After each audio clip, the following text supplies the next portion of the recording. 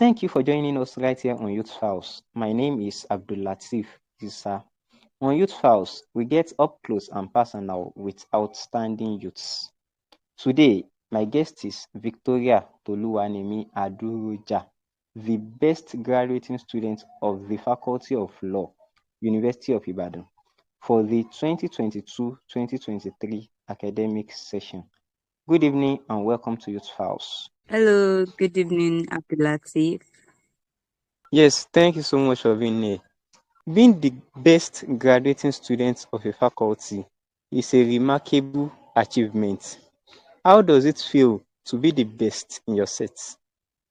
Well, everybody loves good things, so I would say that first of all, it feels good. It feels good, and it feels like a dream come true.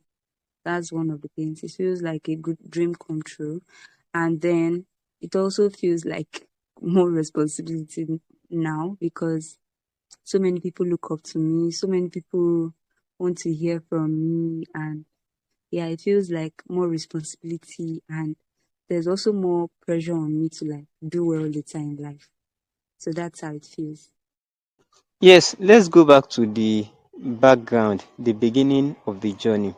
What motivated you to study law and what inspired you to face your studies, to spend extra time on your studies? Okay, thank you for that question. So actually, what motivated me to study law is quite funny. I've always wanted to do a professional course. I mean, and this is like the informal side of what motivated me to study law. So I've always wanted to do a professional course because I know that my intellectual capability is very high. So I've always wanted to do a professional course. But then I was very scared of dead bodies.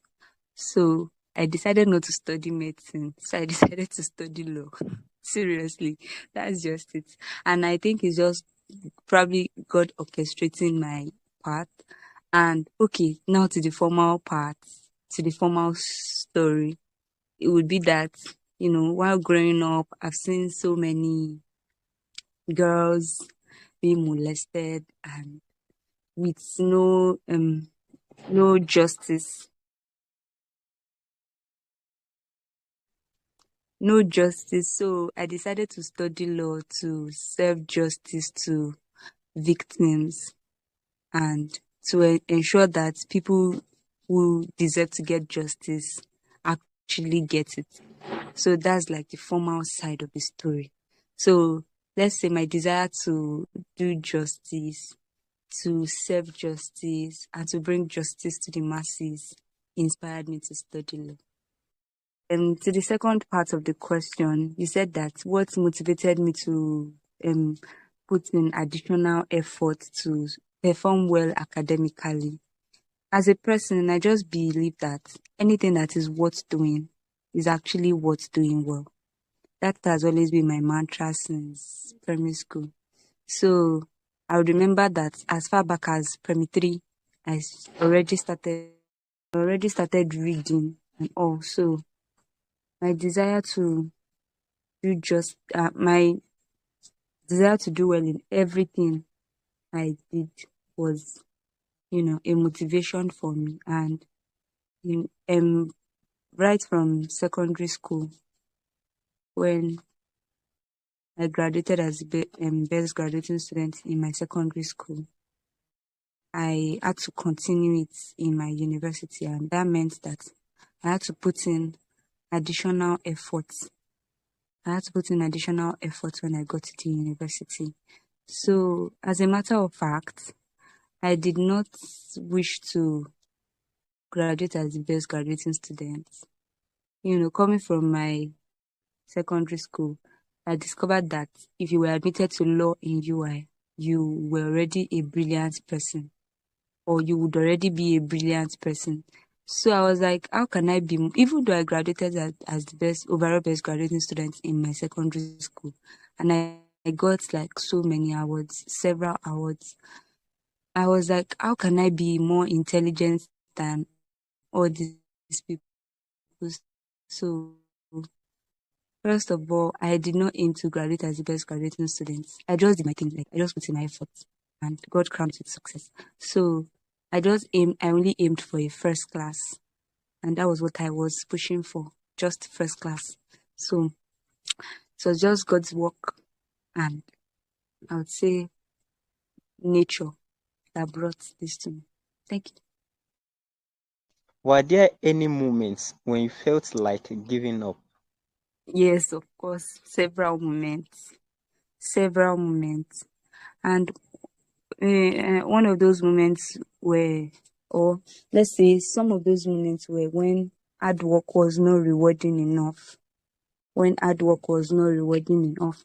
Probably when I read well for an exam, or I read well for a test and I didn't score as much as I wanted to score, or the parts that I read did not come out.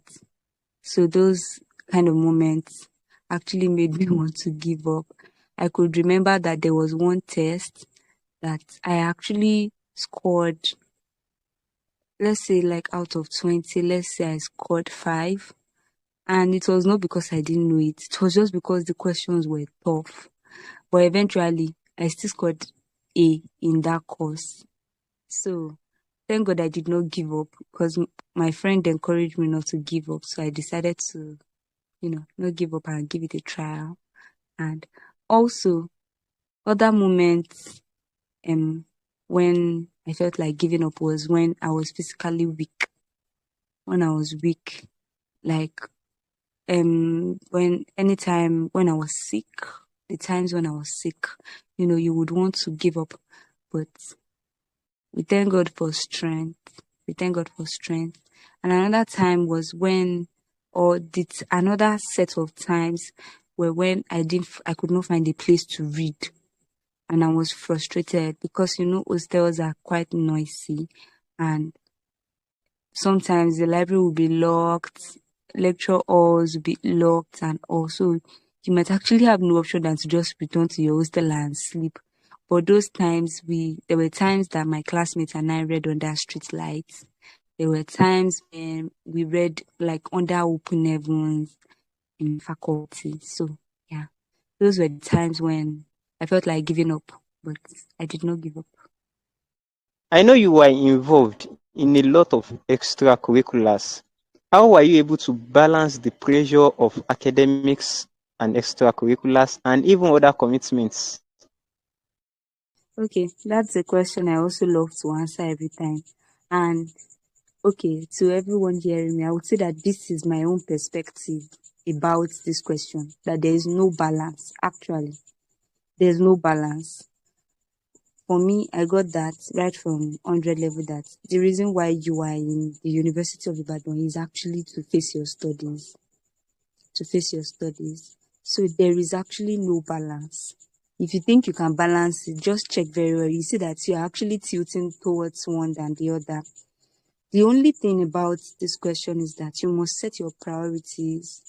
You must set your priorities. And also, while there is no balance, while you have to face your studies, you also have to remember that after school, it is not only academics that will get you a job. It is the leadership achievements, the volunteer experience, the professional, the internships that you've done that are part of what would get you a job. And that is why someone that finished with a 2-1 or a 2-2 that actually has like several leadership, volunteer, and internship experiences might have an upper edge than someone who finished with the first class and did not have any. So you must not let that extracurricular part of your life suffer. There's this adage that says that all work and no play makes Jack a dull boy. Likewise, all play and no work makes Jack a dull boy. So you must learn that at this stage of our lives, there should actually be a focus, and the focus is on your academics. But then you must not neglect the other parts, and that's why you must prioritize the activities you engage in. When I see some people, they just engage in so many activities without bearing, I just pity them, because it will end up taking so much of your time and you would end up not achieving anything with it and still end up not facing your studies. So that's not the aim. So you set your priorities and then determine what activities are good for you, what activities are in line with what you want to do, the vision, what you want to achieve in life. So that is what you will do. For example, I am interested in health law. I'm interested in health law.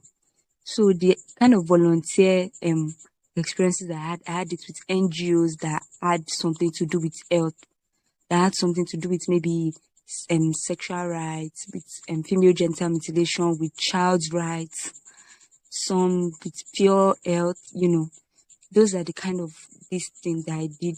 I did not go and do maybe student volunteer in student finance club now, because I knew that it's not something I'm really, really interested in.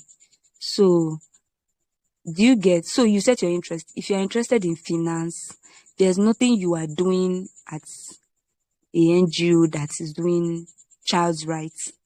So you set your priorities so that you'll be able to maximize your time very well. For example, if you're interested in journalism, you should scout to be maybe part of the UCGA.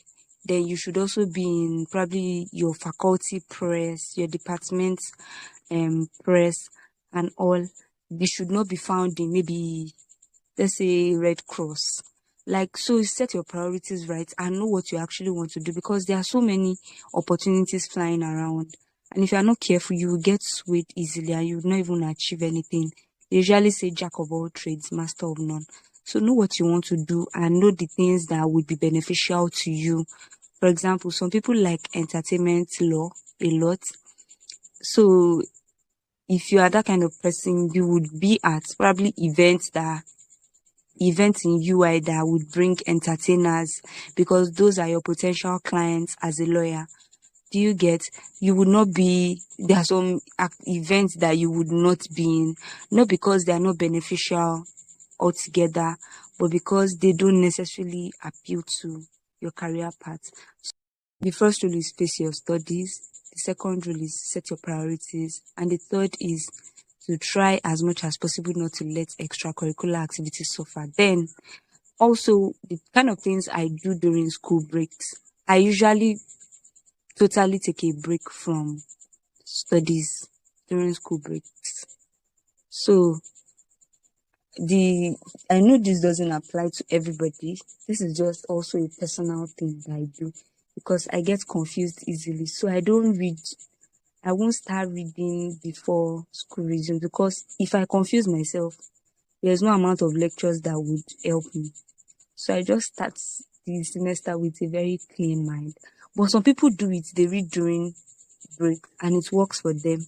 But for me, I usually use those periods to do volunteer activities, to do all those writings I've not done in a while, to focus on my catering business and everything. So that's just what I do during breaks. So you can use all those breaks for internships and all.